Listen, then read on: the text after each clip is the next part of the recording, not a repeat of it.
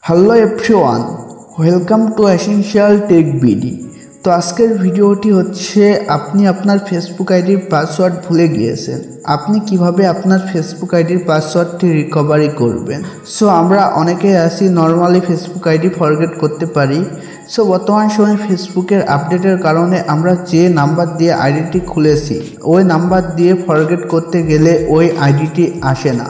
এছাড়া আমরা অনেকেই আছি একটি নাম্বার দিয়ে দুইটি ফেসবুক অ্যাকাউন্ট খুলে থাকি, যার কারণে আমি যে আইডিটির পাসওয়ার্ড ভুলে গিয়েছি সার্চ করলে ওই আইডিটি আসে না, বাট অন্য আইডিটি ঠিকই আসে।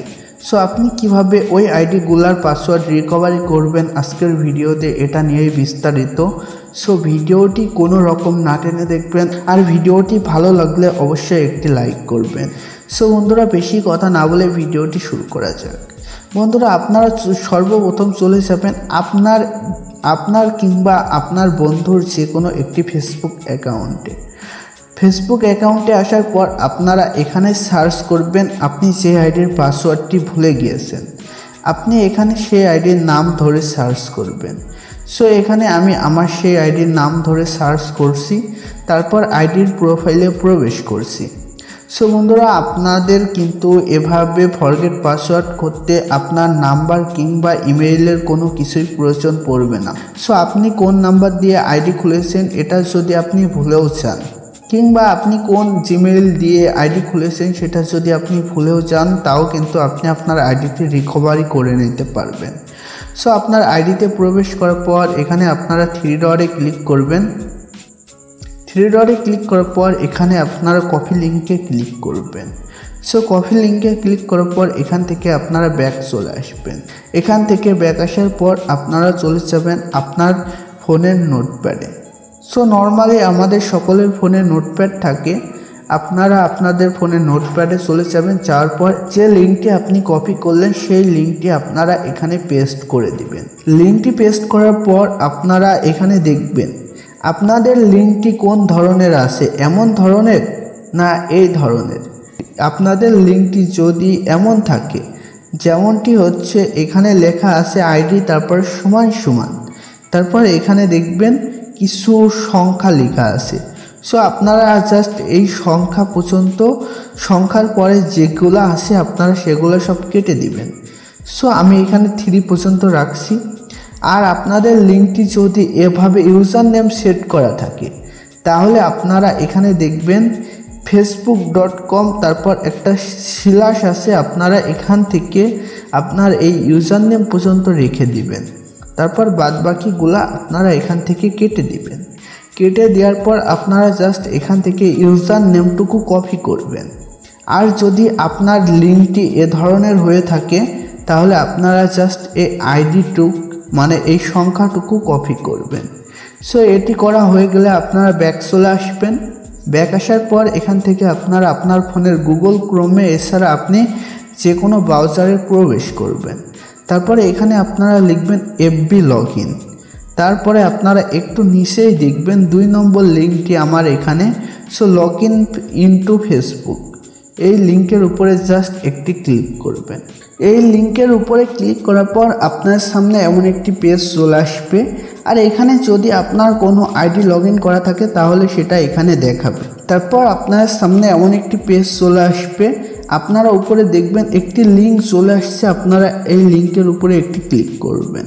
তারপরে এখানে দেখবেন কলাম চিহ্ন আছে, আপনারা এখানে ক্লিক করবেন। তারপরে এখানে দেখবেন কলাম চিহ্ন, এখানে দেখবেন এম লেখা আছে একটি, ওই লিঙ্কের পাশে এম লেখা আছে, আপনারা এমটি কেটে দিয়ে এখানে লিখবেন ওয়েব, WEB। এটি লেখার পরে সার্চ করবেন। সার্চ করার পর আপনারা এখান থেকে উপরে 3 ডটে ক্লিক করবেন। তারপর এখান থেকে ডেস্কটপ সাইট করে নেবেন। তারপর আপনার সামনে এমন একটি পেজ চলে আসবে। এখানে আপনি যে ইউজার নেমটি কপি করেছেন কিংবা যে সংখ্যাটুকু কপি করেছেন সেটা আপনারা এখানে দিয়ে দিবেন। তারপর এখানে আপনি একটি পাসওয়ার্ড দিবেন। সো আন্দাজে যে কোনো একটি পাসওয়ার্ড দিয়ে দিবেন। আপনার তো পাসওয়ার্ড মনে নাই, সো এর জন্য আন্দাজে একটি পাসওয়ার্ড দিয়ে দিবেন। তারপরে এখানে লগইনে ক্লিক করবেন। লগইনে ক্লিক করার পর জাস্ট একটু লোডিং নিবে, আপনারা ওয়েট করবেন। এখানে দেখাবে যে রং পাসওয়ার্ড। সো আপনারা কি করবেন, এখানে ফরগেট পাসওয়ার্ডে ক্লিক করবেন।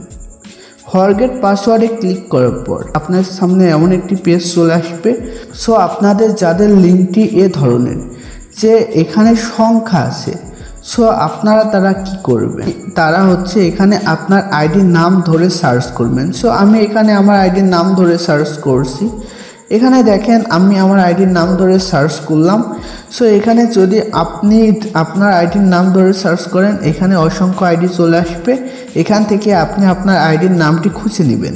আর যদি একবারে না আসে তাহলে এখানে ক্লিক করে আবারও সার্চ করবেন ফুল নাম দিয়ে, তাহলে আইডিটি চলে আসবে। এখান থেকে আপনার আইডিটি খুঁজে নেবেন, তারপর আপনার ওই আইডির উপরে জাস্ট একটি ক্লিক করবেন। এখানে দেখবেন দিস ইজ মাই অ্যাকাউন্ট, আপনারা এখানে ক্লিক করবেন।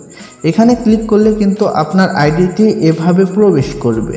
আর যাদের ইউজার নেম আছে আপনারা কি করবেন, তারা এখানে আপনার ওই ইউজার নেমটুকু জাস্ট পেস্ট করে দিবেন, তারপর এখানে সার্চে ক্লিক করবেন।